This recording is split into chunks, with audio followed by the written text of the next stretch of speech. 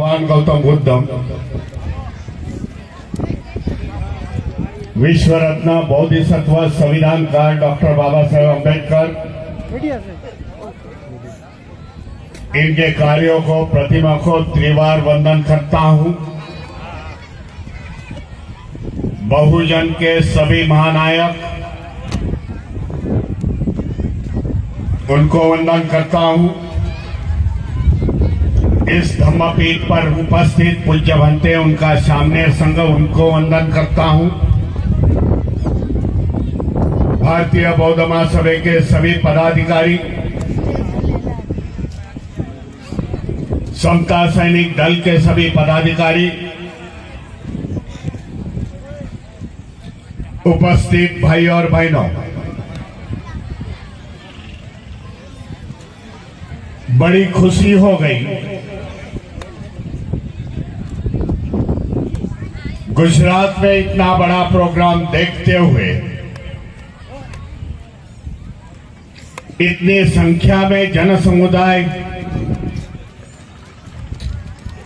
इस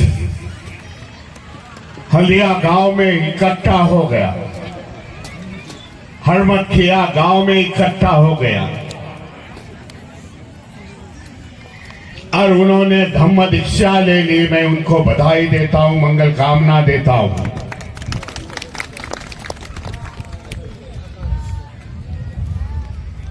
बताना चाहता हूं कि जीवन की शुरुआत हो गई, नए जीवन की शुरुआत हो गई। जो कर्मकांडों में थे, अंधविश्वास में थे, जिस व्यवस्था में थे, उस व्यवस्था में आपका कभी भला नहीं हो सकता था। कभी शिक्षा नहीं प्राप्त होती थी, कभी सामाजिक आर्थिक उन्नति नहीं हो सकती थी। इसके लिए आपका नया जन्म है, मैं समझता हूं। जो डॉक्टर बाबा साहब अम्बेडकर ने 66 साल पहले महाराष्ट्र में धम्म क्रांति की शुरुआत करते समय हमें दिया था। मैं जानता हूं कि गुजरात में धम्म मूवमेंट आने में काफी समय लग गया। वैसे बाबा साहब के सहकारी एक गुजरात के थे, परमार गुरुजी उनका नाम था। ये अमरेली के थे। बाबा साहब ने जो जो संस्था निकाली थी, वहां ट्रस्टी थे। उनके साथ और दो गुजराती में हमारे भाई थे, पीजी सोलंकी। लेकिन दुर्भाग्यपूर्ण बात है कि उनका वारस आगे नहीं चल गया। उनकी मूवमेंट थी, यह गुजरात में नहीं चली। इसके लिए गुजरात पीछे हट गया। मैं ये भी जानता हूं 1970 में, 70 दशकों में, क्योंकि मैं गवाह हूं। पागल हर समय बंबई आते थे पागल बाबा भैया साहब अम्बेडकर को मिलने के लिए। उनके पास आते थे, महीना महीना भर रुकते थे पागल बाबा और उनको वायलिन देते थे। और वही वायलिन लेके गुजरात में वो धम्म प्रचार करता था। फिर से वो जाने के बाद गुजरात में धम्म क्रांति की काफी बदलाव आ चुका। विचारों का बदलाव है इसमें। उन्नाव हत्याकांड होने के बाद मैं समझता हूं कि गुजरात की जनता अन्याय के विरुद्ध आवाज उठाने के लिए तैयार हूं। समझ में आ गया अन्याय कितने दिन हम लोग सहन सकते हैं। जब तक तुम हिंदू रहोगे तब तक तुम पीटोगे, ये भी उनके समझ में आ गया। अत्याचार कर सकते हैं, वो धर्म ग्रंथ में बताया है। विषमवादी संस्कृति इस देश में है। पहली बार बाबा साहब ने भगवान बुद्ध के धम्म के माध्यम से यहां समता स्थापित करने का प्रयत्न किया। समता दिया, करुणा दिया, भाईचारा दिया। और बाबा साहब ने बता दिया है वंचित समाज के लोगों के लिए उसके सिवाय हमारे सामने कोई दूसरा चारा नहीं है। जो समाज उस रास्ते से निकल गए वो आगे आज निकल गए। जो बाबा साहब के गुजरात ये भूमि बौद्ध धम्म की भूमि। एक जमाने में यहां बौद्ध धम्म होता था। सम्राट अशोक के शिलालेख मिल रहे हैं। सम्राट यूनिवर्सिटी, बौद्ध यूनिवर्सिटी इस गुजरात में थी। कई साल पहले मैंने एक बुक पढ़ा था, यहां प्रकाशित किया था,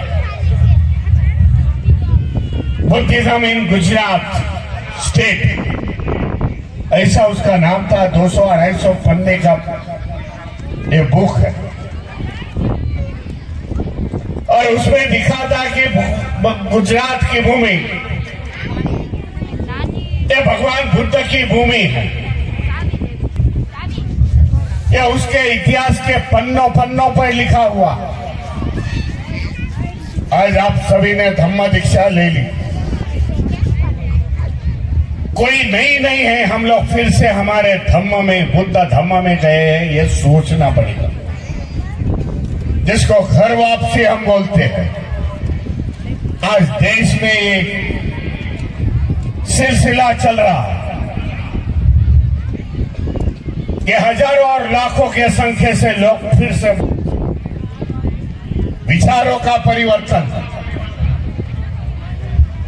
इसके लिए देश में ये ऐसा घट रहा है। इसमें गुजरात अब पीछे नहीं है। इसके लिए आपको बधाई देना चाहता हूं। उत्तर भारत में आने वाले 4 जून को गोरखपुर की भूमि में जहां उत्तर प्रदेश के सीएम का मतदार संघ है, वहां ओबीसी समाज के 25,000 लोग धर्म दीक्षा लेंगे। पिछले महीने में मेरठ में ऐसा प्रोग्राम हो गया। ओबीसी में किसी की आलोचना नहीं करनी है, किसी पर टीका टिप्पणी नहीं करनी है, पर हमें तो इस देश की प्रतिमा बदलनी है। देश की जो प्रतिमा है, इस ऊंच नीच की प्रतिमा है, दुनिया को दिखाना पड़ेगा फिर से ये भारत देश बौद्ध धम्म की राह पर चलने वाला। इसके लिए मैं आपको बताना चाहता हूं, जिन्होंने आज धम्म दीक्षा ली, कुछ मत करो, अपने घर पर जाके 22 प्रतिज्ञा लटका दो, जैसे कैलेंडर लगाते हैं वैसे। हर दिन 22 प्रतिज्ञा का पठन करो। भाई दिन भर में हमें क्या करना पड़ेगा।